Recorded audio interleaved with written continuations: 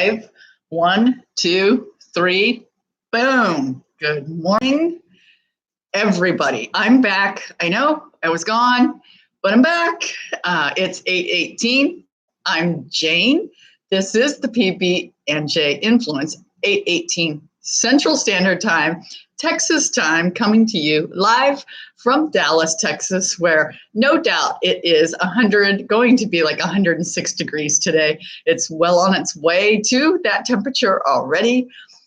A little bit humid, super freaking hot, but from what I understand, after about the next 4 days or 5 days of this torture, it's going to start to cool off. I'm looking forward to that, although I've actually really enjoyed the heat. Whoa! So how are you guys today? If you're out there, and I know there's at least one person watching, say hello. And guess what? Okay, so I was gone all weekend. I went to San Diego. I took my computer and I took my 1 question a day journal book with me, right? Because I thought, there's a remote chance I might actually just get up on Saturday and Sunday, which would have been 6:18 in California, to bring this to you at 8:18 Central Standard Time. And that didn't happen. Obviously, that didn't happen. And so I get here home late last night. I unpack my suitcase this morning, get my computer all set up to do this thing right here with you guys, and left my journal at the hotel in San Diego. Now, what do I do, right? I mean, it's not the end of the world, but it's a little unnerving because, I usually hold up this book right here and say, we're going to do 1 question a day. We're going to answer 1 question a day from this book right here, which isn't here anymore. It's gone, kaput, gone. Lynn, my cousin, Lenny, she gave me the book. Lenny, I am sorry. The book is now gone. I'm going to have to reorder the book. However, I had that brief moment of like, oh my God, what am I going to do? Then it dawned on me, hey, I could probably just go online. I could go online and, find some questions. So Val, hey, Val, where did the book go? Oh, I was just saying, the book is in a hotel in San Diego. I left it there accidentally. So probably not the smartest thing. Didn't mean to do that. Good morning, Kent. How are you? A cup of coffee. I actually had ginger ale for breakfast today.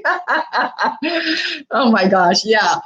So the book is gone, people. The book is gone. However, lots of questions that we can ask. But I didn't want to be the one to make up the questions because then it's like too contrived, I don't know. I just really like the spur of the moment. I don't know the question. You don't know the question until I read it.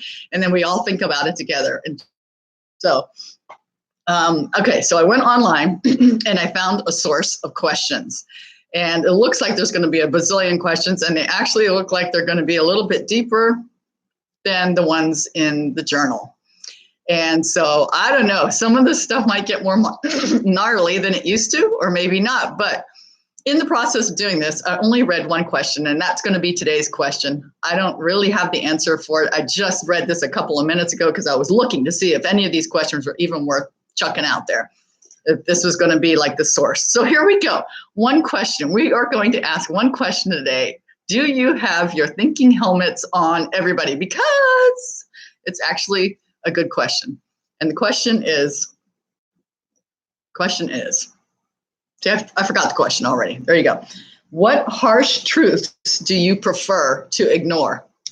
What harsh truths do you prefer to ignore? There's a lot of them, right? Don't you guys have a lot of things that you'd rather not think about? Things that you just would rather not be a reality in your world? Oh my goodness. Hey, Val, where are you from? I've never seen you pop on and say hello before. Just curious. If you're willing to share that would be great.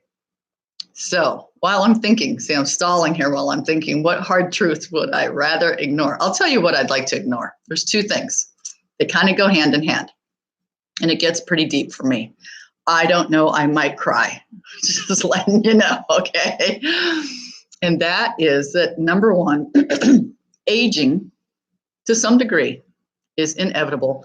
And this vessel that we live in is not going to be the youthful vessel that it always was. Hey, Kent, I know that's kind of a bummer, right?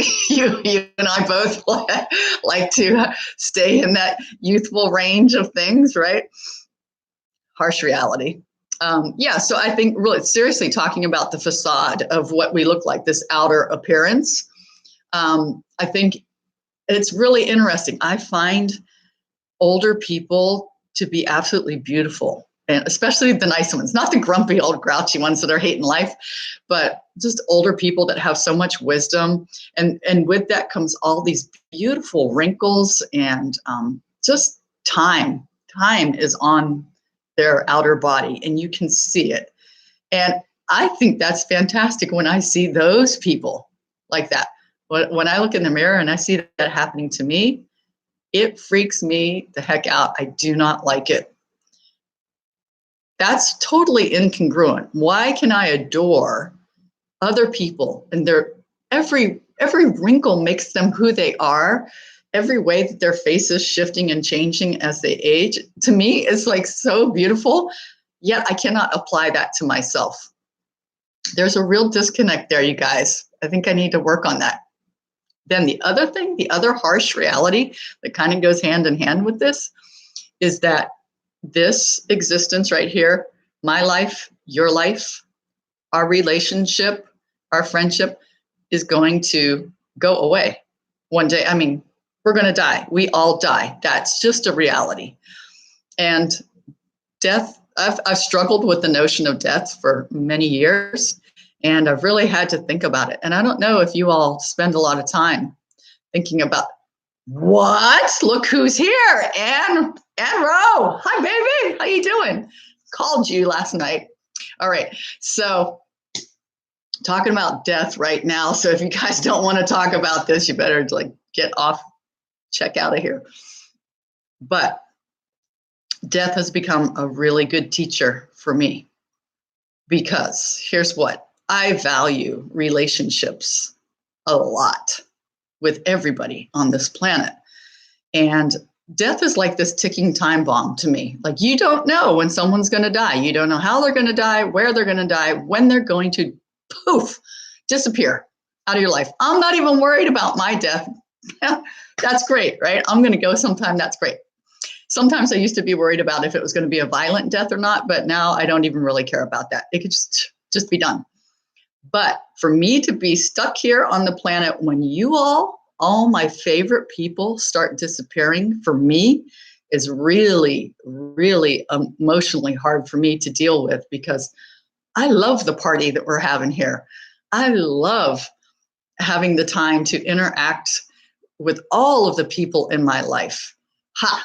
So because death is such a certainty, it's really helped me to not take for granted my relationships with anybody at all.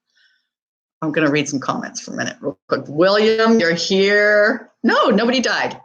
No, and it's okay. You can be late. Nobody died, you guys. We're just talking about what harsh realities would you rather ignore in your life. And for me, I'm bringing up the fact that aging, like physically looking older, I do not like for me, although I love it on other people. And then the other thing is death. I mean, and death is a certainty. It's going to happen. And how am I coping with that? I would rather not think about it, although then I have changed my perspective and learned how to think about it and let death be a teacher to me, so that I can enjoy life, my life and your life even better, and to actually be okay with all of this ending at some point, as each one of us goes to the next place, wherever the heck that is. That's a whole nother conversation, right? So, but sticking to this conversation, people leaving the planet who I adore and I know that it's going to happen. So now I've been very conscientious to make sure that I've gone back through all the people in my life if there's anybody that I've wanted to connect with and just kind of make amends with, I don't know if any of you know, like the AA, Alcoholics Anonymous thing, you like contact all the people that you've wronged in your life and make amends with them. That's one of the steps you have to do. I personally didn't have to go through AA, but I've been connected with a lot of addicts, and I've been beside people going through the program a lot. So yeah, so I really like that. Like, it's not just people that I've wronged in my life. I just want to connect with anybody that I've lost touch with. Like Kent and I went to high school together, and because of Facebook, I think we have started talking again, which is like fantastic. Because like in high school, Kent and I didn't really talk so much. He was just this other kid. We were both in band together. I played trombone. He played saxophone. He was super quiet.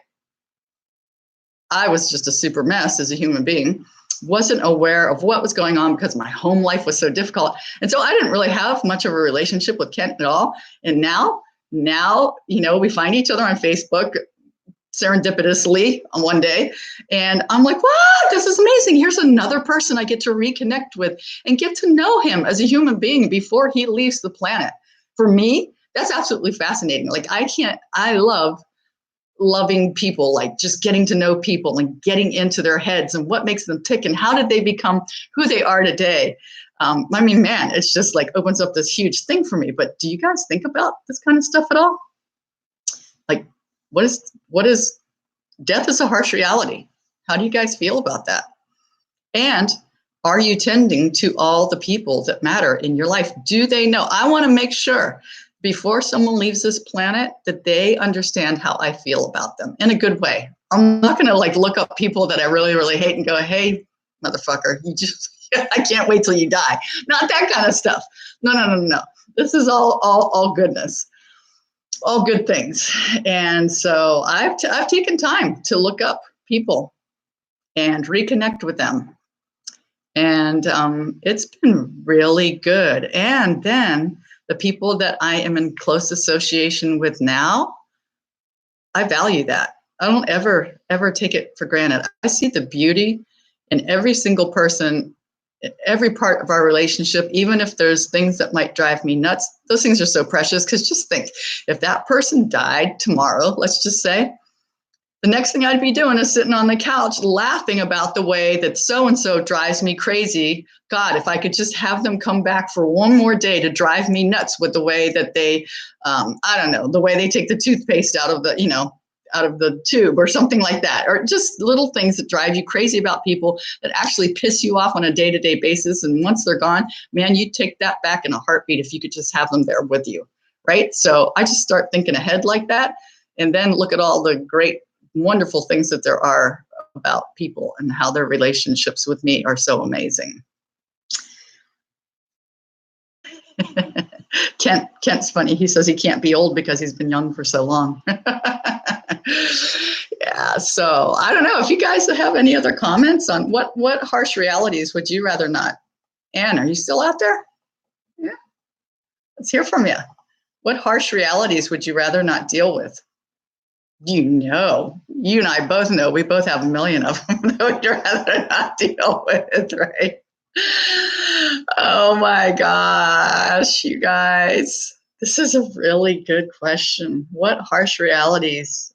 I'm sure I can think of some other things. Taxes, okay, that's a harsh reality. I don't like that one at all. If you guys knew how much money I owe to the IRS this past year, oh my gosh, it's such a huge number.